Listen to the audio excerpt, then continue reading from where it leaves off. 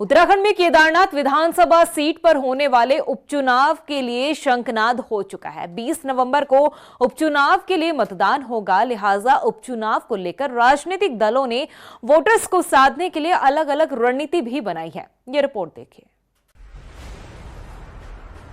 केदारनाथ उपचुनाव की खास तैयारी, किस पर किसकी रणनीति पड़ेगी भारी, फूंक फूंक कर कदम रख रहे राजनीतिक दल, बाबा के आशीर्वाद से मसला होगा हल। बाबा केदार की भूमि केदारनाथ में 20 नवंबर को मतदान होना है। चुनाव की घोषणा के बाद राजनीतिक पार्टियों में सीट को जीतने के लिए होड़ मच गई है।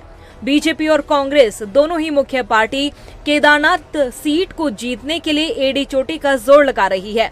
वोटर्स को साधने के लिए जहां एक तरफ सत्ताधारी दल बीजेपी केदारनाथ पुनर्निर्माण के कार्य को भुनाने के साथ ही धामी सरकार द्वारा बीते दिनों केदारनाथ में 39 घोषणाएं की और बजट की स्वीकृति दी, तो वहीं विपक्ष केदारनाथ बचाओ अभियान के साथ ही कई मुद्दों को लेकर केदारनाथ की जनता के बीच जा रहा है।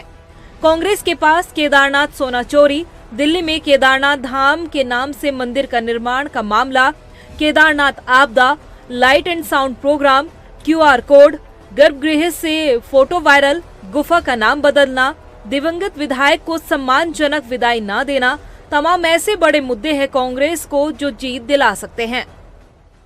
दिवंगत विधायक का वहां अंतिम संस्कार चल रहा था अगस्त मुनि में, एक सम्मानजनक विदाई तक आप अपनी विधायक को नहीं दे पाए और आप दिल्ली के बौराड़ी में शिलान्यास कर रहे थे केदारनाथ धाम के मंदिर का। तो जितनी चोटें केदारनाथ धाम को या केदारनाथ की विधानसभा के लोगों को भाजपा के शासन में दी गई हैं, उतनी चोटें भूतो न भविष्यति कभी नहीं हुआ। और हमारी यात्रा में हमने जो केदारनाथ प्रतिष्ठा रक्षा यात्रा निकाली, हम उसी में समझ गए थे कि केदार बाबा के आशीर्वाद से इस बार हैट्रिक केदारनाथ में कांग्रेस ही लगाएगी।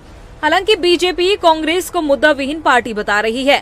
बीजेपी के प्रदेश अध्यक्ष महेंद्र भट्ट का कहना है कि कांग्रेस प्रदेश अध्यक्ष को दरकिनार कर प्रदेश प्रभारी को रणनीति बनानी पड़ रही है। भाजपा उनकी रणनीति पर ध्यान नहीं देती। आपसी द्वंद्व का निष्कर्ष ये है कि उनके केंद्रीय प्रभारी को प्रदेश के मुख्य जो अध्यक्ष हैं उनको बाईपास करके नीतियां बनानी पड़ रही हैं। तो आंतरिक द्वंद्व किस प्रकार का उस जग जाहिर हो चुका है। भारतीय जनता पार्टी उनकी रणनीति पर ना तो ध्यान देती है, ना हम उस पर किसी प्रकार की प्रतिक्रिया देते हैं। इतना जरूर है कि हम जिस पद्धति के आधार चुनाव लड़ते आए हैं, उस पद्धति के आधार पर हम बूथ प्रबंधन के आधार पर अपने चुनाव को लड़ेंगे और प्रत्येक बूथ हमारी जीत के लक्ष्य में हो, इसकी रणनीति के आधार पर हमारी आगामी रणनीति बन रही वाली। केदारनाथ का उपचुनाव पक्ष हो या विपक्ष, दोनों ही दलों की साख का चुनाव बन गया है। ऐसे में दोनों ही दल फूंक फूंक कर कदम रख रहे हैं और रणनीति तैयार कर रहे हैं। लेकिन केदारनाथ में देखना दिलचस्प होगा कि बाबा केदार का आशीर्वाद किस दल को मिलता है। रफ्तार मीडिया के लिए देहरादून से सुशांत सिंह की रिपोर्ट।